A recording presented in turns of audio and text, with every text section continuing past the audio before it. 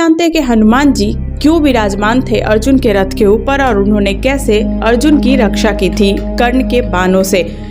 कहते हैं कि यदि ऐसा नहीं होता तो कर्ण एक ही बाण में अर्जुन का रथ हवा में उड़ा सकते थे।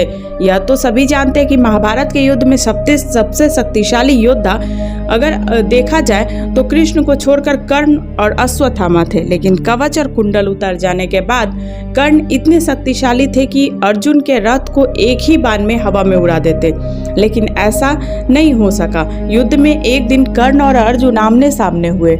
दोनों के बीच घमासान युद्ध चल रहा था।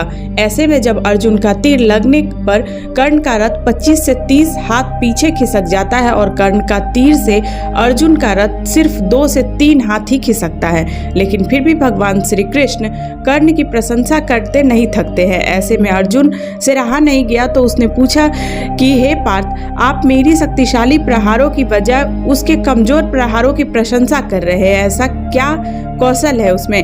तब भगवान श्री कृष्ण मुस्कुराते हुए बोले, अर्जुन, तुम्हारे रथ की रक्षा के लिए ध्वज पर स्वयं हनुमान जी, पहियों पर शेषनाग और सारथी के रूप में मैं स्वयं नारायण विराजमान हूँ। इस सब के बावजूद कर्ण के प्रहार से अगर ये रथ एक हाथ भी खिसकता है तो मानना ही पड़ेगा कि कर्ण में अद्भुत पराक्रम है। ऐसे में उसकी प्रशंसा तो बनती ही है। कहते हैं कि युद्ध समाप्त होने के बाद जैसे ही भगवान श्री कृष्ण रथ से उतरे, रथ स्वतः ही भस्म हो गया। वो तो कर्ण के प्रहार से कब का भस्म हो चुका था, पर नारायण विराजे थे इसलिए चलता रहा। कहते हैं कि हनुमान जी के बगैर युद्ध जीतना संभव नहीं था।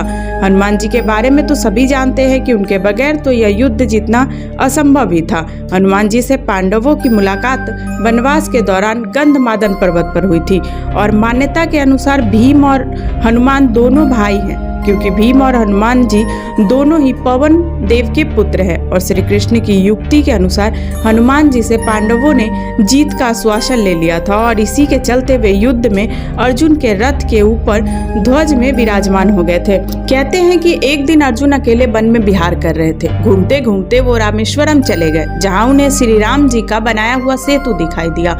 वह देखकर अर्जुन ने कहा कि उन्हें सेतु बनाने के लिए बानरों की क्या जरूरत थी, जबकि वे खुद ही सर्वश्रेष्ठ धनुर्धर थे। उनकी जगह मैं होता तो यह सेतु बाणों से बना देता। यह सुनकर हनुमान जी ने कहा कि बाणों से बना सेतु एक भी व्यक्ति का भार नहीं झेल सकता।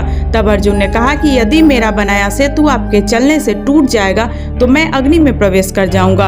हनुमान जी ने कहा, मुझे स्वीकार है, मेरे 2 चरण ही इसने झेल लिए तो मैं हार स्वीकार कर लूंगा। तब अर्जुन ने अपने प्रचंड बाणों से सेतु तैयार किया, लेकिन जैसे ही सेतु तैयार हुआ हनुमान जी ने विराट रूप धारण कर लिया।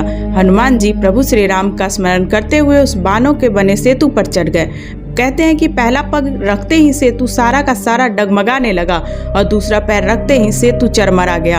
यह देखकर अर्जुन खुद को खत्म करने के लिए अग्नि जलाने लगे। तभी भगवान श्री कृष्ण प्रकट हुए और अर्जुन से उन्होंने कहा कि फिर से सेतु बनाओ, लेकिन इस बार श्री राम का नाम लेकर सेतु बनाना, जिससे वो नहीं टूटेगा।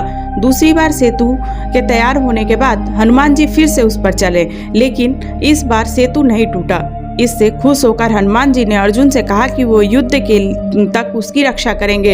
इसलिए कुरुक्षेत्र के युद्ध में अर्जुन के रथ के ध्वज में हनुमान जी विराजमान थे और अंत तक उनकी रक्षा की। कहते हैं कि कुरुक्षेत्र के युद्ध के अंतिम दिन कृष्ण ने अर्जुन से पहले ही रथ से उतर जाने को कहा। उसके बाद कृष्ण रथ से उतरे। कृष्ण ने हनुमान जी का धन्यवाद किया कि उन्होंने उनकी रक्षा की, लेकिन जैसे ही हनुमान जी अर्जुन के रथ से उतर गए वैसे ही रथ में आग लग गई और यह देखकर अर्जुन हैरान रह गया। कृष्ण ने उन्हें बताया कि कैसे हनुमान जी उनके दिव्य अस्त्रों से रक्षा कर रहे थे। आपको ये जानकारी कैसी लगी कमेंट बॉक्स में ज़रूर बताइएगा और ऐसे इन्फॉर्मेटिव वीडियो के लिए इस चैनल को सब्सक्राइब कर लीजिएगा। धन्यवाद।